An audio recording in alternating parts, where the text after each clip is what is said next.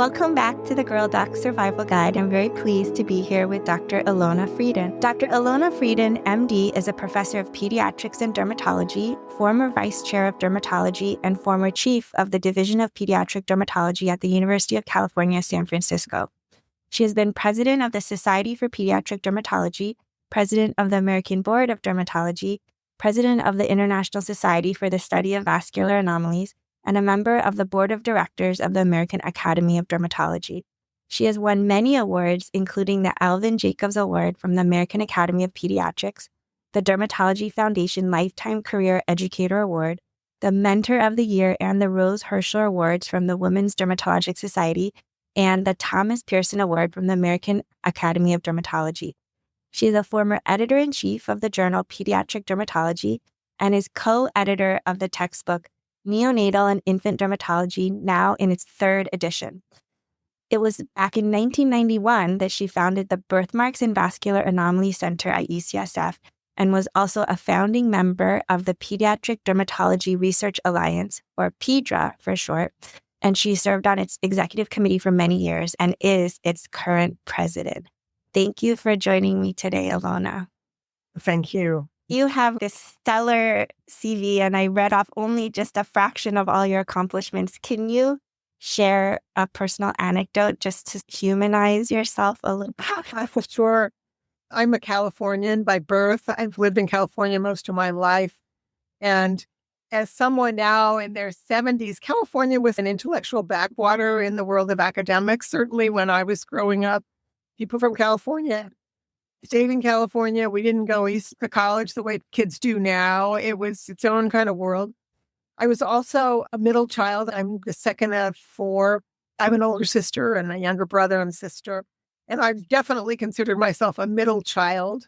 I was, in my mother's view, an underachiever. I was an A-, not an A student, and much to her chagrin.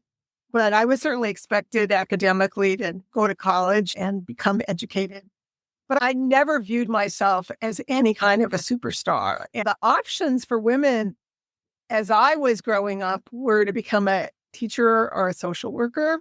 My mother was a teacher. Actually, my mother had wanted to be a doctor, but growing up in the 1920s and 30s, as she did during the Depression, wasn't even really an option. She didn't even go to college until she had already had children. So I didn't grow up with the sense that I would amount to anything really important. And I found my journey through many things, including social activism, in the sense that second wave of feminism was occurring when I was in college, and women were beginning to recognize that they could have a voice. This came out of the civil rights movement, and I was very influenced by that. In terms of directly translating to career, I began to realize I wanted to have a career. I thought about nursing, but in the end, I meandered my way into a career in medicine. It was not like this auspicious, intentional start to this career. It blows my mind when I hear you list all these accomplishments, which I'm very proud of and believe are very real. But I also don't think that they are anything I was entitled to. I feel that I've worked very hard for them, but it's also been over decades. This is not a compressed career. We're talking about 4 decades of gradually trying this, doing this. My career was atypical in that after residency, first in pediatrics, and then I decided to do dermatology. There was no academic position for me. I ended up going to Kaiser, a big health maintenance organization, for 6 years, and then got recruited back to academic medicine, which was at that time highly unusual as a career path. It's been an amazing career, and I'm so happy. I'm so fortunate things worked out the way they did. Even when you say you were an A- student, I assume that's because that's the amount of effort you wanted to put in at the time. I'm not a perfectionist, and I think that's been a real saving grace for me personally. I do a lot of mentoring of students, residents, faculty, and I think perfectionism, particularly for women, is a real liability. I never felt that urge. I had an older sister who is more perfectionistic than me, and I think the A- part was in contrast to her because she did everything perfectly. I didn't feel like I had to do everything perfectly. I'm not quite sure why, but it just didn't strike me that had to be the goal. But I always had high standards for myself. I still do. But there's a difference between that and perfectionism. It doesn't have to be I a gold star for every single thing that I do. Is there anything that you wish you had known earlier? Wow. There's so many things I wish I had known earlier. Life is both long and short. You don't know how much time you're going to have. You have to balance so many different aspects of life. I guess I wish I had known more.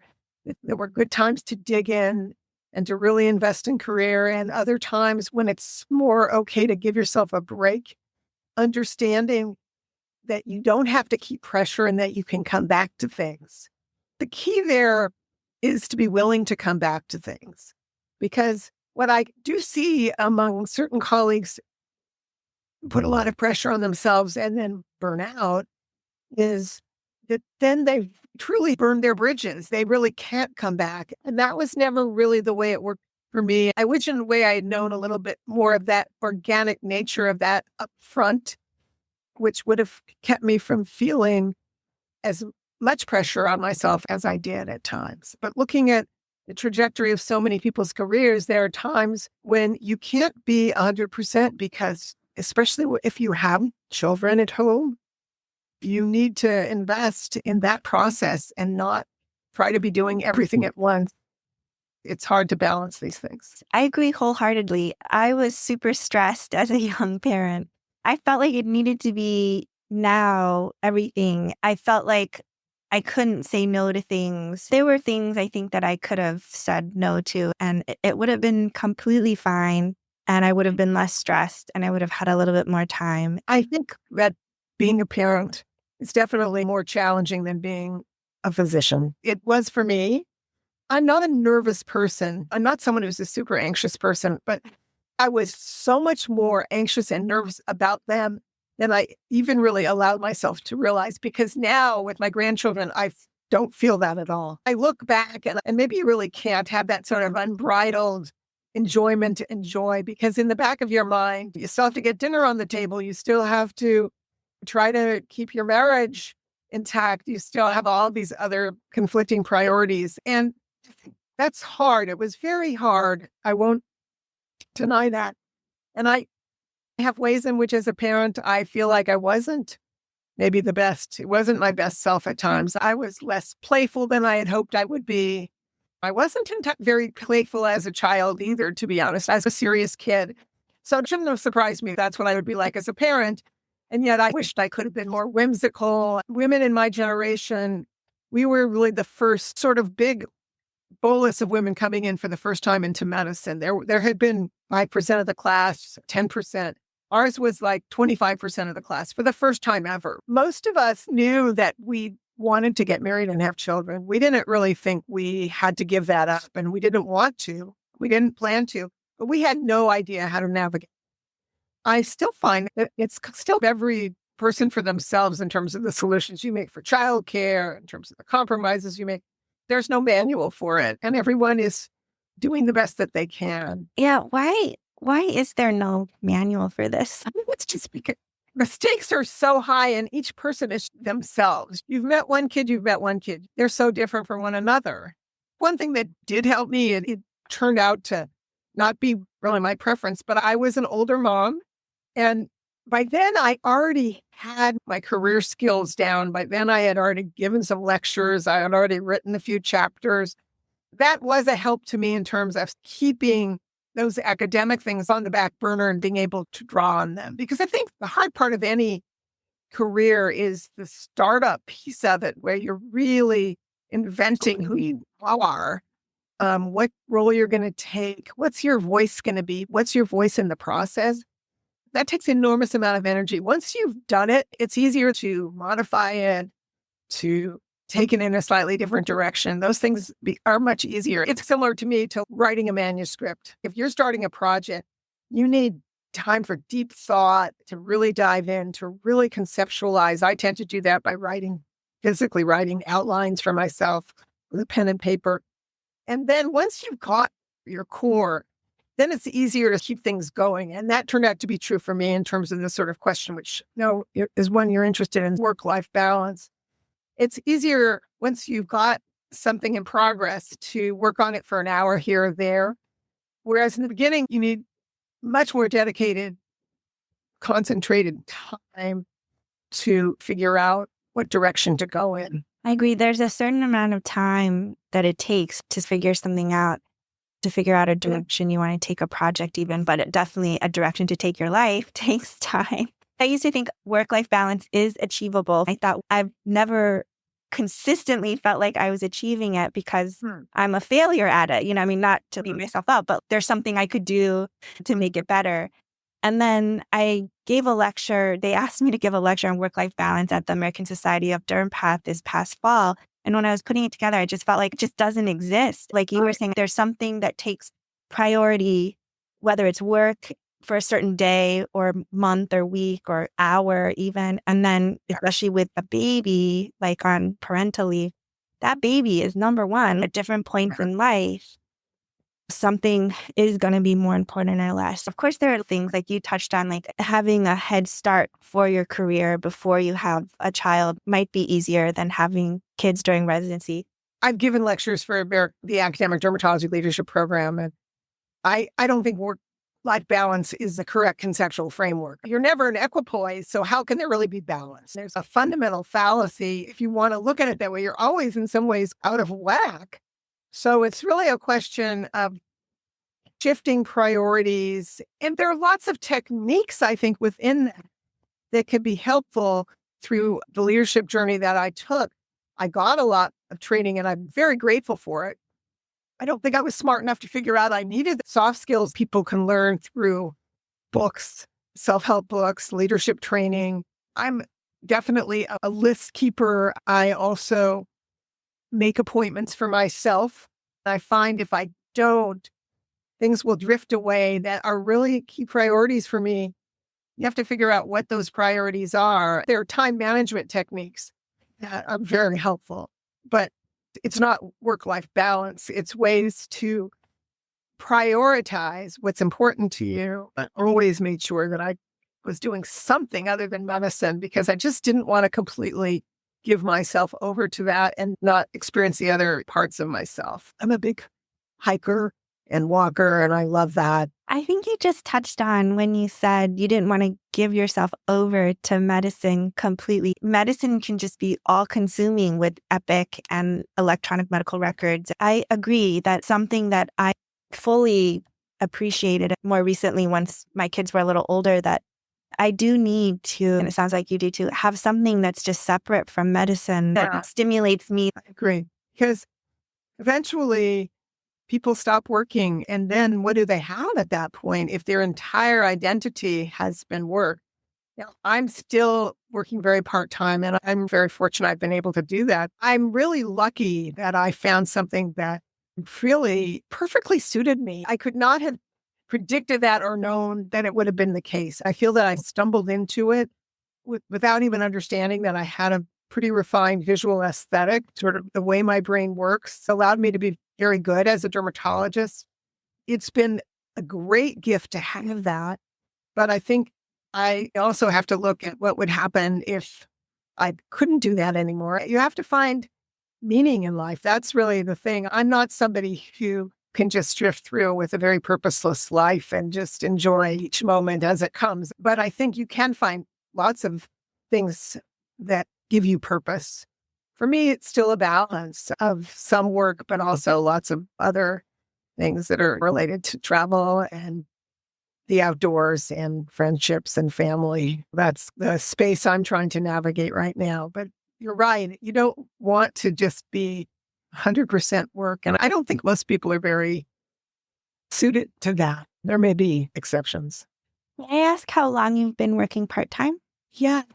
In 2019, I had already cut back and started to transition the division chief to Kelly Cordero. I was really grateful that I had someone who I felt was going to be so capable of doing a great job, which she has. And a plotter, I'm not someone who sprints to the front of the line. So I really wanted to begin to slowly divest from leadership positions, which I began to do, and make sure that there were people who I could transition those to. I did that in about 2018, 19. I went down to 80% work effort. And then 2019, we have a system at UCSF where you can retire and you take a pension, which is just an amazing gift. So you get a pension and then you can work part-time. And that part-time work is like 40%. Gradually over the last few years, it's down to about 20 to 30% work effort, but with some spurts, because like right now I'm involved in a big research project that I'm really excited about.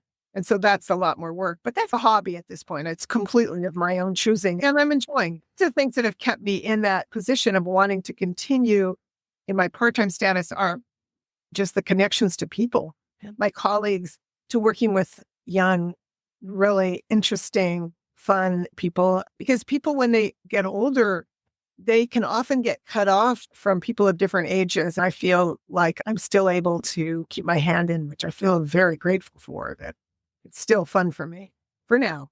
Every year is its own kind of state of affairs. You seem to know yourself a good amount and know what you want. It seems like that's been consistent through your career, and you still are doing the projects you want as a quote unquote hobby. I think that's wonderful. Being curious is an intrinsic characteristic for me. I think I've always been a pretty curious person. And also, I'm a very pragmatic person. I'm not somebody who's really in my head in theory. I like the idea of being able to say, this is a problem I don't understand. One of the things I learned early on, and everyone should learn this, I'm sure you did too, is, not to believe everything you read and not to believe everything you're taught. That starts to come home to you when you're out on your own. And it did for me. I think my whole history with hemangioma research is very much related to feeling like I was taught things that weren't true. It's like, how could they have said, oh, don't worry about this, it's completely benign. And then it turns out it's like leaving these huge scars on little babies' faces. It's like, why was I taught that? And I think that really that bothered me a lot. And I needed to find the answers to that question. And I've spent a kind of a career doing that, trying to mine those areas where there is some cognitive dissonance or where it just doesn't make sense to me. And finding like-minded people, that's one thing I haven't maybe emphasized enough in this conversation. That turned out to be huge. And I found that in both dermatology and pediatric dermatology, more specifically, that I really found my tribe of people who like to think the way I do, like to talk about the same things. We may be completely nerding out on topics that seem obscure to other people, but it doesn't matter because to us, it's fun, it's interesting. And that's certainly career advice I would give to any young person starting out. Try to find your tribe, if you want to use that terminology. It's not always so easy to do. In dermatology, for me, it also required ignoring parts of dermatology where I didn't feel such commonality with people. That's okay. Most of the people I think that I'm close to really want to take care of people who have serious skin disease and help them. That's more of my motivation for what I do. Yeah.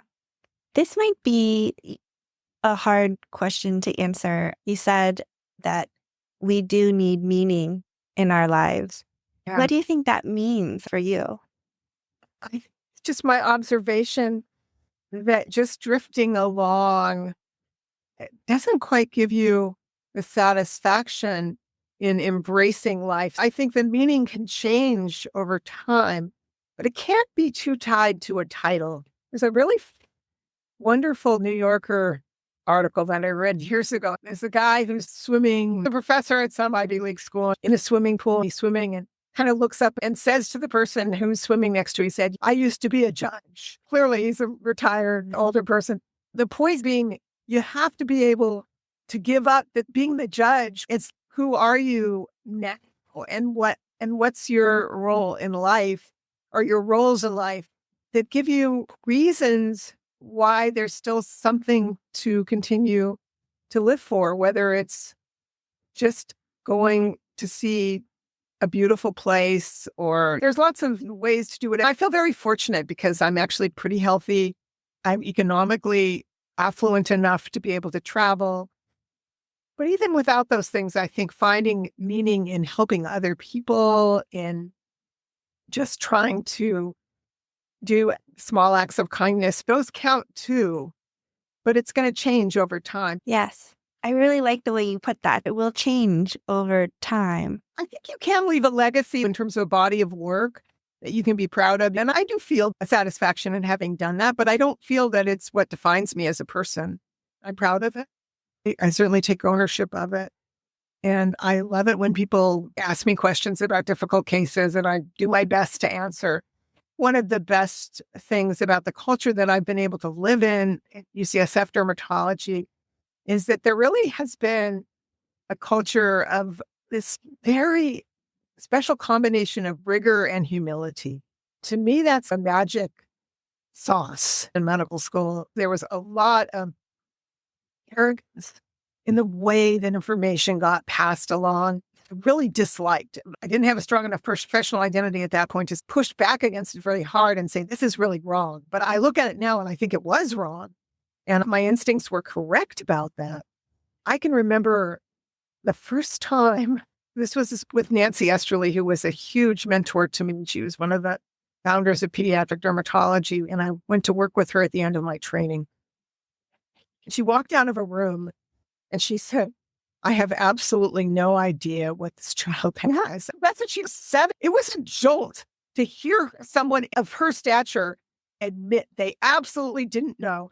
I never forgot that. But she didn't stop there. She went on to say, we have to call this person. We have to do this. We have to do this test. She had an approach. She didn't just stop, but she admitted to herself. And I thought, oh my God, this is fantastic. That was one of the most important lessons I ever learned. It came at the end of my training, but I never forgot it because I just think you have to admit if you don't know something or you're really working off of a false premise. So to me, being humble and turning to other people for help has been a central core of the way I operate. I imagine in DermPath, it's the same thing. You really want to share. That's the whole point of being in a group, right? DermPath, I feel, is like a cauldron of air in the sense that the slide is static. The slide is exactly the same. So if there's something in there that I didn't see, I literally didn't see it. And yes, I can see my own errors when they're pointed out to me. Obviously, if I knew I was making it, I wouldn't have signed something out the way I did with an error in it. That has been something I've been grappling with because I think it's the culture of medicine that doctors don't make mistakes. I know that I do, but no one else does. I've seen my errors over the years. I realize we're human. And not that it's okay. You're right. It's just balance of rigor, humility, high standards. Even in DermPath, I learned this from another colleague, Tim McElmont. She would say, this is highly negotiable. She made me laugh. Even though what's on the slide is on the slide, the context of the information that you're interpreting changes the lens a lot. And it was true, though, because if you said, but this is the context, it's a 2-year-old child, it can't be that, then you would have to go back to what clinical pathologic correlation was, essentially. It was a great way to think about it. The interpretation can vary a lot depending on context. Do you have any final thoughts? People trying to find community in what they do, it's so important. The infinity of biology just continues to boggle my mind. I see things all the time that I don't think I've seen before. Right now, I'm helping on a case where I literally don't know what this child has. I like the idea of sharing with other people when I have uncertainty and asking for their help. And I try to be generous in giving back as well. I think it has to go both ways. But that part of medicine has been very sustaining. And I guess I would just end with, I just feel incredibly fortunate to have stumbled into this pathway and found fulfillment. Certainly had a lot of fun and been able to learn so much science going on. And the genomic revolution, UCSF is a giant place, but my little environment that I live in has been a very good one, a very supportive one. And I hope that I've been able to contribute for others to have that same experience. That's awesome. Thank you so much. Great talking to you.